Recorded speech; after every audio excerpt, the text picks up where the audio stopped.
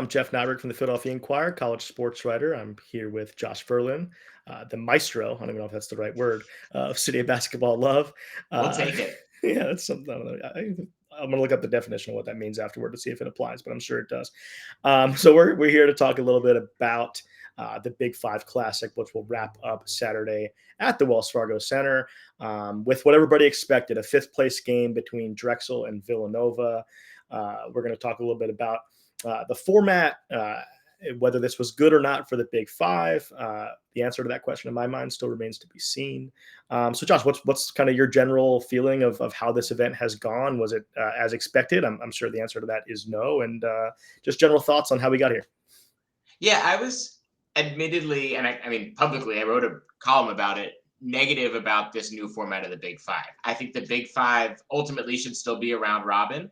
That being said, I think for the people who came up with this format, you couldn't really pick kind of a better storyline. Well, maybe you'll slightly disagree on that, but to actually have two semifinals taking place simultaneously, and for one of them to be a major upset, talked about on national television, and then the other one going to triple overtime and having a couple buzzer beaters, I think that's about as well as you can expect or hope for if you're the Big Five organizers. I'm still not sure that it sells me on the entire format, but I think, yeah, what more could you ask for if you're going to? I was worried, Jeff, about 6-1-1 teams, and they certainly avoided that scenario. Yeah, and you nailed it. The organizers could not have gotten a better result than what we had yesterday. I'm at Villanova, where St. Joe's wins for the first time in that building since 2004. They snap an 11-game losing streak against the Wildcats. Did I say Villanova? St. Joe's did all that. I think I can't remember what I said there. And that's dramatic in itself, right? And that being a semifinal for the tournament. And then, I'm in the room there trying to write what my takeaway from what the game was, and I can't get my eyes off my laptop because Jameer Brickus is scoring 1 million points. He's setting a Big Five record. The other game is chaotic. It's triple overtime. It's Fran Dunphy back in his old gym. Like, from that regard, you couldn't have asked for any better result.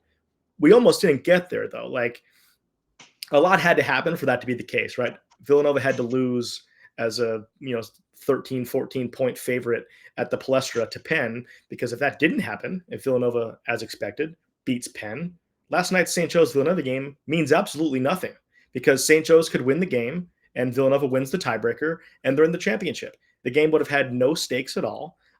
And it goes back to exactly maybe why you didn't like the format, because we could have ended up in a result where we're looking at St. Joe's and Villanova coming down to a tiebreaker, and no matter what metric you want to use, whether it's net rankings, whether it's KenPom, whether it's Torvik, spin a wheel and pick one, it's going to end up with Villanova winning the tiebreaker. And that's kind of, if this event continues beyond this year, in perpetuity, what we're looking at. Villanova is always going to win the tiebreakers. Now, this year, in this case, they won 0 games, and the championship is St. Joe's and Temple. And there's a lot of reasons to like that matchup. There's a lot of reasons for Big Five purists to look back and be like, hey, the run of Villanova's the Villanova's run of success here is over, and that in itself is good.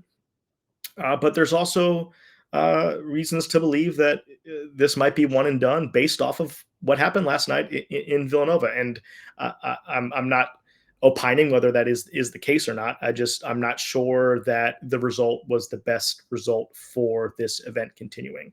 I want to give you a chance to respond to that, but also want to follow up with what I mean by that. And I'll be short here, and I'll let you pick up. Is what I mean by that. My follow up is going to be, how realistic is that? I mean, how bad was that Villanova loss for the potential future of the Big Five? Yeah, I mean, so ticket organizers, event organizers, knew there wasn't going to be a sellout. 21,000 people at Wells Fargo Center was never in the plans, and maybe they would have used a different line had it sold out. They could have said, yeah, we were planning on this the whole time. We knew it was going to be a sellout. But you could look at the tickets available right now and see that there are plenty of them in the upper level, especially the majority of the upper level as of here we are Thursday afternoon. It's not sold. So when you think about how last night's result affected that, well, Villanova playing Drexel at 2:00 in South Philly, the same day that Villanova football hosts a playoff game on its campus, 2 hours apart. When some of the ticket sales were premium ticket sales and group ticket sales, where they would maybe be a little more likely to sell if Villanova fans who are used to going to that building, who go there, 5 times a year and spend money, would probably more be among the 6 teams most likely to spend money. And that's just Villanova as a brand in itself. If you're not an alumni of those 6 schools, or even in some cases, even if you are, you're a Villanova basketball fan because you like college basketball, and it's just the brand in Philly. Jay Wright and Jay Wright did that, so that's sort of where we are. Now, if Villanova won that game last night, we're looking at Villanova Temple in the Big Five final, 7 o'clock. There's plenty of overlapping season ticket holders who have football tickets and basketball tickets. Mark Ferrante laid this out perfectly earlier in the week, Villanova's football coach. He said, come tailgate with us in the morning, come to our game, get a ride down to Wells Fargo Center, join that tailgate, go to the game. I mean, it's a great day of Villanova sports. And now it's kind of a thud, a dud. Yeah, it's interesting because when they first scheduled it at Wells Fargo, I mean, I was at the doubleheader at the Palestra last year, which was poorly attended, midweek, not exciting games. And when they came out and said we're going to be at Wells Fargo this year, I was a little worried. That seemed aggressive, given that, like you said, only one of these teams really has truly significant drawing power outside of its alumni base. The others, tend to get excited when their teams are good, but the teams haven't been good for a while. I am curious though to see what the final turnout is on Saturday, and here's why. I'll kind of argue that this could ultimately be good for the Big Five. The Big Five is best when multiple teams are good and when multiple fan bases are excited. And it just wasn't fun when Villanova was clearly far and away the best. It's impressive to watch, no doubt. But when you're a Penn fan, a St. Joe's, and a Temple fan, and you're watching your teams kind of struggle with mediocrity, and Villanova is going 34-4 and winning national championships, it's hard to get too excited about the Big Five. Villanova suddenly losing a couple games, and especially if it continues for a couple of years where they lose one or two, and the other teams stay competitive, and if St. Joseph's is working its way back to a top 50 10-pound program again under Billy Lang, and with the freshmen that Billy's got there, it certainly looks like they're in a position to be successful for a few years here. We'll see what happens with Temple. But the Big Five is best when all of those fan bases are engaged. So the fact that LaSalle fans are now a little excited about what they've got in Fran Dunphy and the Explorers, and the fact that Temple and St. Joseph's fans especially have a lot to be excited about with this team. Imagine what if the Hawks hadn't lost to Texas A&M Commerce, they'd probably be ranked this week. I think that makes for a more exciting Big Five. Now, is that enough to save the event for next year? I hope so. I hope that's enough for them to say, okay, we've got some teams building momentum here. Let's see what that becomes. It's also felt like 10 straight years where I thought this could be a good year for the rest of the Big Five. Is this finally happening? I don't know. Like we need at least 4 more weeks to find out. Like we need a good couple weeks in the conference play. But it's certainly looking like this could finally be the tide starting to turn in the city. Yeah, no doubt. And I'm not going to disagree with you. The Big Five is better when all these teams are good. It made this tournament a lot more interesting. If Villanova ran roughshod over Penn and then beat St. Joe's by 20 last night, and they'd probably, just based on talent, they're good enough to beat Temple by 20. It might not have been that fun of a tournament. It might have sold tickets, and that's ultimately what is going to determine whether or not this thing comes back. And don't get me wrong, I will be thrilled for the city and for this event and all of it moving forward if it does well and there's a good walk-up crowd and all the stakeholders want to re-up. There's just no guarantee that happens, and maybe the answer is it's just not an event big enough for the Wells Fargo Center. And now we get into the problematic part of it is where do you put it? Everybody's answer would be put it at the Palestra.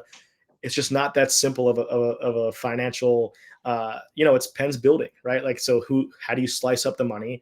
Wells Fargo Center was a stakeholder here. They had access to all the sponsorships, and it's an interesting.